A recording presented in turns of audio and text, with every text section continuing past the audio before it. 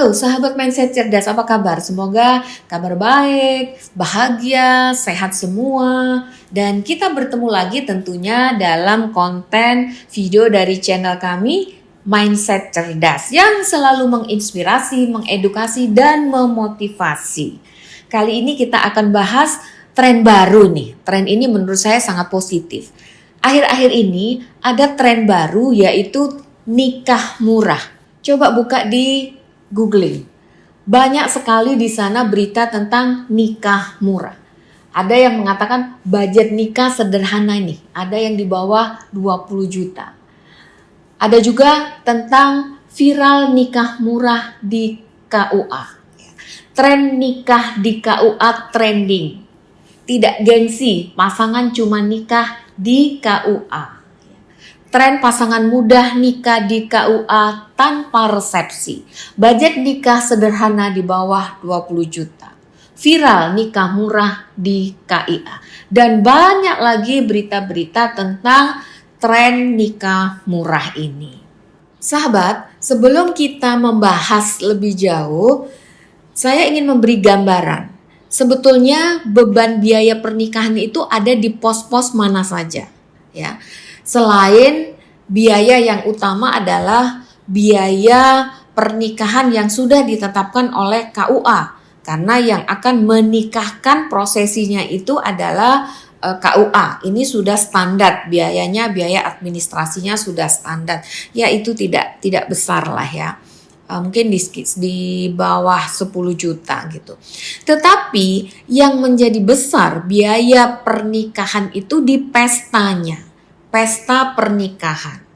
Sudah menjadi budaya di Indonesia ini biasanya kalau pernikahan setelah pernikahan dengan KUA, prosesi pernikahan selesai, itu ada lagi satu acara yang namanya resepsi pernikahan. Semua orang diundang sehingga bisa mengundang sampai ratusan bahkan ribuan orang. Bayangkan apa saja yang harus disiapkan? Biaya gedungnya, biaya dekorasinya, biaya untuk acaranya, biaya konsumsinya, biaya make up-nya, make up untuk pengantin dan keluarganya. Kemudian ada lagi biaya seragam. Seragam ini ada seragam keluarga, seragam besan, seragam panitia, seragam untuk para sahabat. Dan tentunya ada juga biaya baju pengantinnya. Biaya souvenir bagi tamu-tamu kita. Dan masih banyak lagi. Nah, sebetulnya yang menjadi besar itu biaya-biaya ini. Kalau misalnya acara itu kita laksanakan di hotel, biasanya sudah paket. Kalau untuk konsumsi dan dekor standar gitu itu sudah paket. Tetapi yang lain-lain ini di luar itu. Ada dekorasi tambahan, kemudian baju, seragam, make up itu kan di luar itu. Kalau di hotel ataupun di gedung biasanya gedungnya dan konsumsi yang sudah satu paket. Inilah yang biasanya menjadi bengkak. Belum lagi biaya dokumentasinya. Ada video, ada foto, belum lagi foto pre-wedding dan lain sebagainya. Nah, sebetulnya acara utamanya itu kan di prosesi pernikahan tadi yang dengan KUA. Ini adalah tambahan yang sebetulnya adalah ya mungkin ini acara syukuran lah ya. Karena sudah menikah dengan lancar, maka kita syukuran mengundang tamu untuk merasakan kegembiraan bersama. Kemudian mengharapkan doa dari para tamu. Awalnya seperti itu. Tetapi ini kemudian seakan-akan menjadi suatu kewajiban yang kadang orang mau menikah itu menunda-nunda. Karena untuk pesta perkawinan atau pernikahannya ini, acara pestanya ini biayanya sangat besar. Padahal ini bukan yang utama. Besar kecilnya itu tergantung dari kita.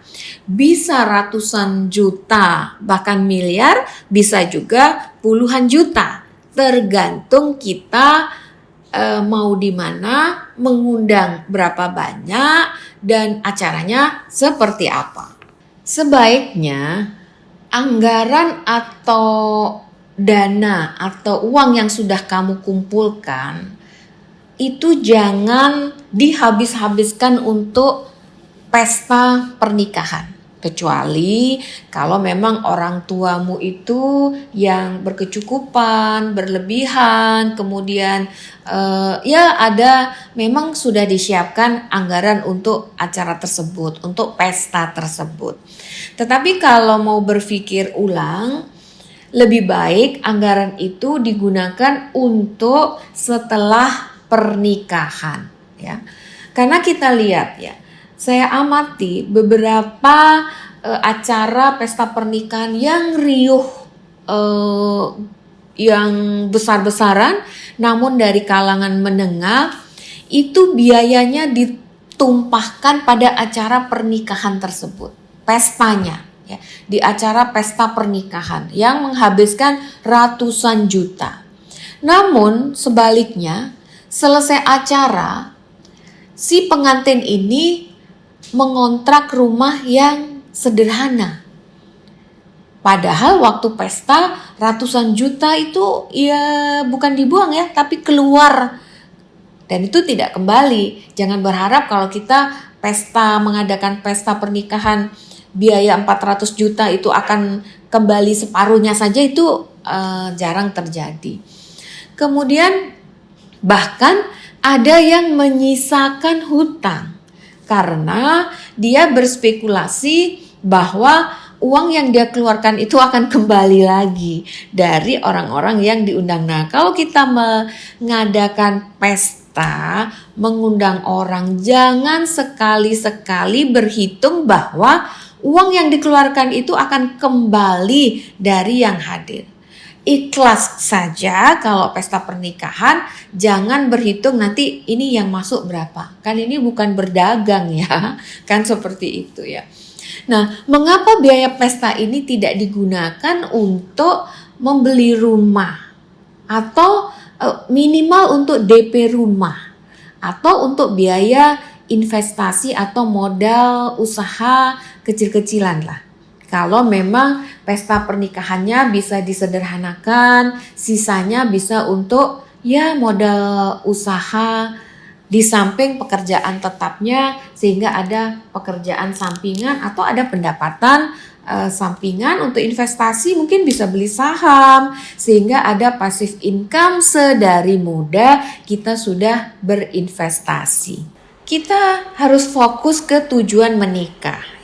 Menikah itu kan tujuannya pertama tentunya ibadah, kemudian menghalalkan hubungan sebagai suami istri, membangun keluarga yang berkualitas dan berbahagia. Dan 4 tujuan menikah ini tidak mengharuskan mengadakan pesta pernikahan, tetapi cukup mensahkan pernikahan itu dengan prosesi di KUA atau mengundang petugas KUA di rumah. Itu sudah sah nikahnya asal memenuhi persyaratan sesuai dengan agama kita masing-masing. Yang harus dilakukan adalah harus bisa memetakan ini kebutuhan atau keinginan. Harus selalu berpikir untuk bisa membedakan tentang kebutuhan dan keinginan. Dan dipertemukan, disesuaikan dengan kondisi yang ada. Jangan kalau misalnya kondisi kita terbatas, orang tua terbatas, tapi keinginannya yang luar biasa, sehingga diada-adakan. Nah, itu yang kadang-kadang akhirnya memberikan kesulitan bagi orang tua setelah menikahkan anaknya. Kalau biayanya memang tidak tersedia dan diada-adakan. Jadi sahabat yang menjadi pengantinnya harus bisa membedakan mana yang kebutuhan dan mana yang keinginan. Nah, saya apresiasi ya, karena sekarang ada tren positif dari generasi muda Gen Z ini yang beramai-ramai lebih berpikir pragmatis dan objektif, sehingga mereka mengadakan prosesi pernikahan yang sesuai kebutuhan, bukan sesuai keinginan. Sehingga banyak sekali diberita-beritakan nikah murah. Banyak generasi muda Gen Z ini yang melaksanakan atau memilih proses atau acara pernikahan yang murah. Ini tren positif menurut saya.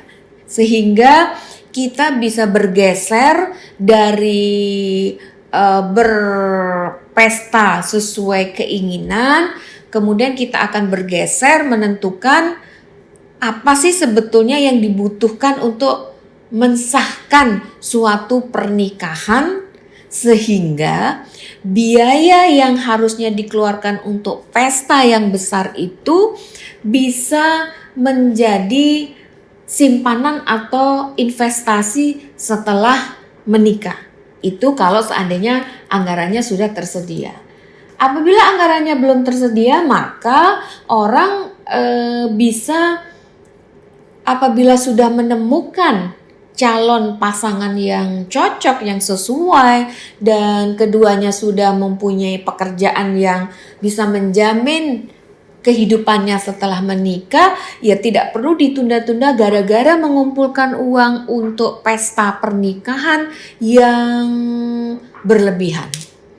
Cukup melaksanakan proses pernikahan di KUA sesuai yang dipersyaratkan, kemudian mengadakan syukuran di rumah, dan apabila masih ada kelebihan anggaran, bisa mulai belajar untuk investasi. Saya kira ini lebih positif ya. Kalau memang ada tren seperti itu, nanti ke depannya itu akan menjadi gaya hidup yang positif. Memang kalau yang sebelum-sebelumnya beberapa tahun yang lalu itu cenderung orang masih berpesta pora untuk melaksanakan suatu pesta perkawinan atau pernikahan. Namun saya pikir tren positif ini, tren positif nikah murah di KUA, ini juga dampak dari adanya pandemi COVID 2 tahun kemarin. Karena pada saat pandemi COVID, pernikahan kan tidak bisa dicegah. Sehingga pernikahan tetap dilaksanakan dengan acara terbatas karena masa pandemi, dengan biaya yang relatif sangat murah, tetapi pernikahannya sah. Nah, kemungkinan dengan adanya kondisi tersebut selama 2 tahun, ini juga menyadarkan, memberikan pola tersendiri kepada para generasi muda dan juga orang tuanya, sehingga tersadar, oh ternyata pernikahan yang seperti ini saja juga sudah oke, baik-baik saja kok, tidak perlu mengeluarkan uang ratusan juta untuk pesta. Sudah menikah dengan prosesi KUA dan uangnya yang ratusan juta yang seharusnya untuk pesta, ini bisa diinvestasikan atau kita membeli obligasi dan lain sebagainya. Toh pengantinnya juga happy-happy saja, orang tuanya juga happy-happy. Nah, kemudian kemungkinan ya, ini yang menyadarkan para generasi muda, generasi Z kita ini, yang sehingga berpikiran, ya sudah seperti itu aja saya. Kenapa kita harus menghamburkan uang ratusan juta untuk acara pesta tersebut? Nah, ini masih hipotesis saya ya, tetapi memerlukan penelitian untuk membuktikan ini. Sahabat, inilah yang mudah-mudahan bisa menginspirasi para sahabat sehingga kita bisa lebih memetakan mana yang syarat utama dalam suatu pernikahan, mana yang tambahan. Jangan sampai anggaran itu tercurah untuk acara yang tambahan, sedangkan acara utamanya sebetulnya tidak memerlukan anggaran yang besar. Sampai jumpa.